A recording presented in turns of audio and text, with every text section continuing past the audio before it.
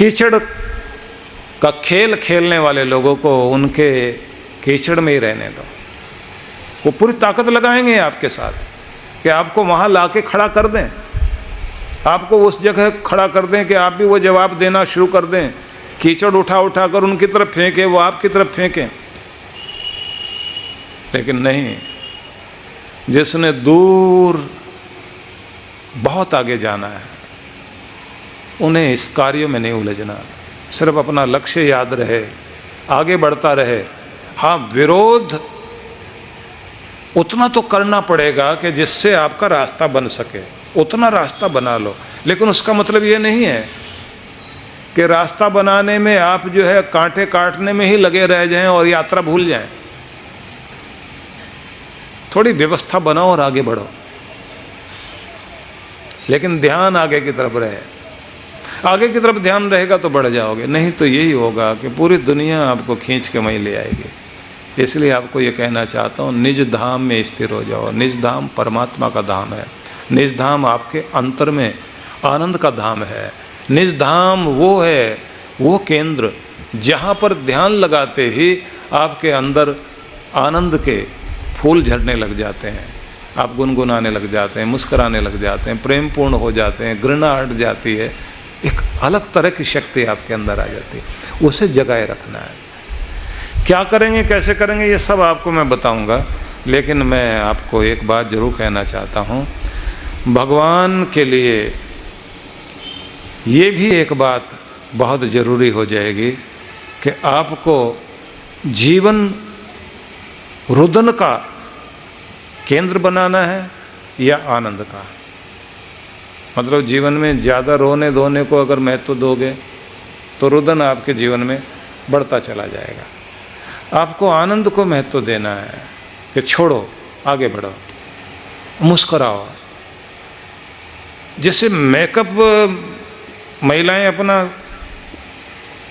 थोड़ी थोड़ी देर के बाद ठीक करती रहती है ना, तो मैं एक बार देख रहा था कि हम लोग लाल बत्ती पर गाड़ी रुकी हुई और इतनी देर में एक गाड़ी तेज़ी से आकर के सामने ब्रेक लगाए, रुके और देखा दो यंगी थे दोनों के दोनों। तो पत्नी कुछ उससे बहस भी कर रही थी, अपना पर्स निकाल के उसमें से एक लिपस्टिक लगाई, ऐसे ऐसे कर रही और कुछ उसको बोल भी रही थी, डांटती भी जा रही थी। तो मैंने कहा ये तो बहुत कमाल का काम है, एक साथ कई कई काम हो रहे हैं, लड़ाई भी जारी, यात्रा भी जारी, मेकअप भी जारी। हालांकि आपका सारा मेकअप बिगाड़ देता आपका गुस्सा, आपकी लड़ाई। आप जो कुछ भी इस तरह के वाद विवाद में पड़ जाते हैं, वो सब आपके सौंदर्य को नष्ट करने में, आपके स्वभाव को खराब करने में बहुत बड़ा योगदान देते हैं वो लोग। तो कोशिश तो करनी चाहिए कि अपने आप को ठीक रखें। अगर अपने आप को थोड़ी थोड़ी देर के बाद, आजकल इतना ध्यान दिया जाता है, तो और कुछ लगाओ न लगाओ, एक काम तो कर ही लेना चाहिए। थोड़ी थोड़ी देर के बाद शीशा निकाल के, क्योंकि लोग शीशा रखते हैं अपने पास, निकाल के देख लिया करो मुस्कुराहट मतलब कायम है या चली गई है। दूसरी चीज़ देख लेनी चाहिए, माथे पर शांति है या गई। इतना मेकअप तो कर ही लेना चाहिए, माथे पर शांति रहे, चेहरे पर मुस्कुराहट, वाणी में मधुरता और अंग अंग में कर्म करने का जोश जिसके साथ है, बस वही दुनिया में सफल है। इतना ही ध्यान रखना है। तो कागज पर लिखकर लगा ही लें कि चार ही चीज़ें तो मुझे चाहिए। होठों पर मिठास, वाणी में मिठास, चेहरे पर मुस्कुराहट, माथे पर शीतलता, शरीर में कर्म करने का उत्साह, जोश, गर्मी, ये बनी रहे। जो मैंने आपसे कहा था कि बच्चे को आप देखें तो वो धीरे धीरे नहीं चलता, कभी भी तेजी से दौड़ता है। थक जाएगा, थोड़ी देर के लिए बैठ जाएगा, उसके बाद में फिर उठ करके वैसे ही चलेगा। तो आप जैसे जैसे उम्र आगे बढ़ती चली जाती है, आदमी का वो जोश खत्म हो जाएगा, धीरे चलेगा, धीरे बोलेगा, धीरे बैठेगा, हर चीज़ में धीरे धीरे होते होते आखिर में स्थिति आ जाती है कि मन धीरे नहीं रह जाता। सब चीज़ें जो है धीरे धीरे हो जाती हैं, एक मन ही है वो पहले से और ज़्यादा उछल कूद करता है। ये ऐसा बंदर है, इसकी उम्र बढ़ जाए तो इसकी उछल कूद और ज़्यादा तेज़ी से बढ़ती जाती है। क्या करना चाहिए?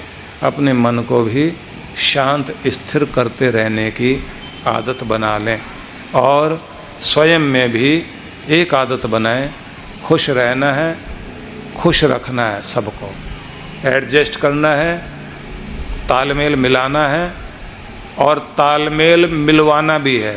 दूसरों से भी तालमेल मिलवाने की आदत डालनी चाहिए।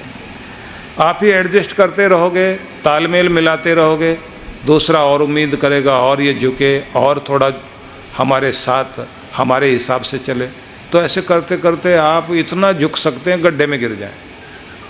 झुको भी, झुकाओ भी, मिलो भी, मिलाओ भी, एडजस्ट भी करो, एडजस्ट कराओ भी सही, बात मानो भी सही, बात मनवाओ भी सही।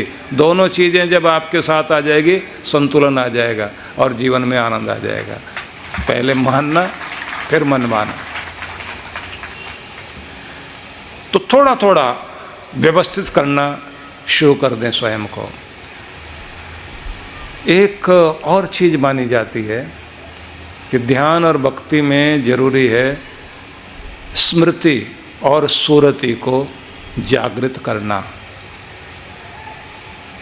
ये बड़ा प्यारा पॉइंट है। इस विचार बिंदु को ध्यान दीजिएगा कि अपनी सुरति मतलब उसकी याद, उसे जगाए रखो, उसकी याद अंदर बनी रहे। तो काम शुरू करने लगे हैं, पहले उसे याद करके फिर काम में शुरुआत करो। उसका हाथ पकड़ करके भगवान को याद करके अपने काम में लगिए। जागना उसके नाम से, सोना उसके नाम से, भोजन करना है तो मन मन में उसका नाम, कार्यस्थल पर आकर बैठे तो उसका नाम लेकर के कार्य को शुरू करना है। हर जगह उसके नाम को जोड़िए।